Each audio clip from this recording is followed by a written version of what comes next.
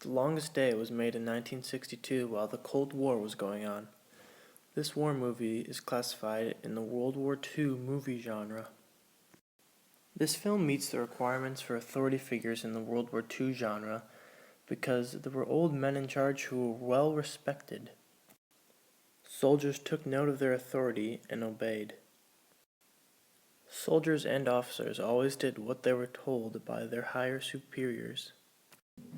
For example, on the beaches of Normandy, when one officer wanted to call the retreating boats, another higher-powered officer was determined to get inland from the beach, so that is what the soldiers did. Another example of respect was when an officer had to request to be in the front lines with his men to the officer of higher power. The combat was very clear, like a World War II movie. It was easy to pick out the good and bad guys attacking and shooting at each other. It was easy to tell when the Allies were shooting at the Germans on the beach, or when the Allies attacked a bridge that the Germans were in hold of. The movie would clearly show the Allies attacking, and then the Germans trying to fight back. This movie is also in the World War II genre because it had a very clear purpose. The soldiers were there to kill the enemy and win the war.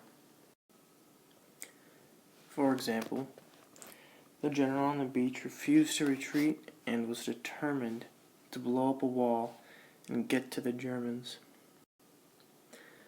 Also, all the heads of the military knew it was time to attack and end the war.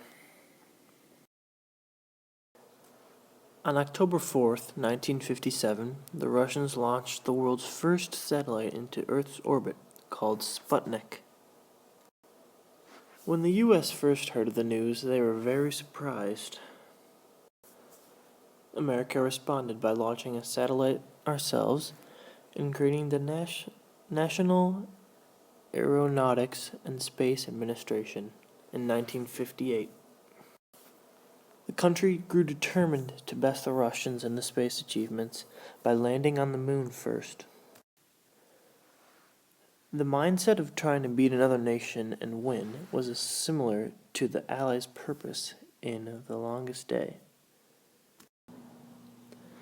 Dwight Eisenhower was president from 1953 to 1961. He worked on desegregating schools, world peace, and he also dealt well with the Cold War. During his presidency, nearly 3/4 of Americans had trust in the government. The portrayal of authority figures in The Longest Day reflected this. They were all mature, intelligent men who were well respected and listened to.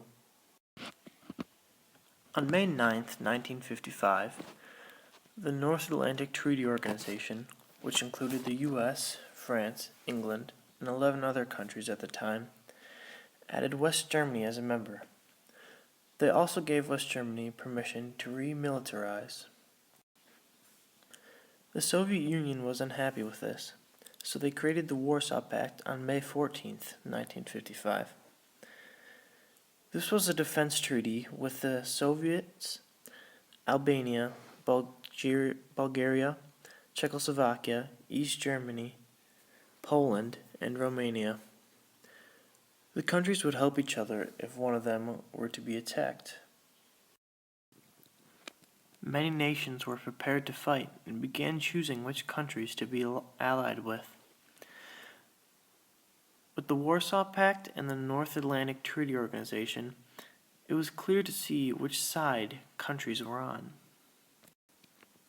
This influenced combat in The Longest Day. It was clear to see the Allies and Germans attack each other.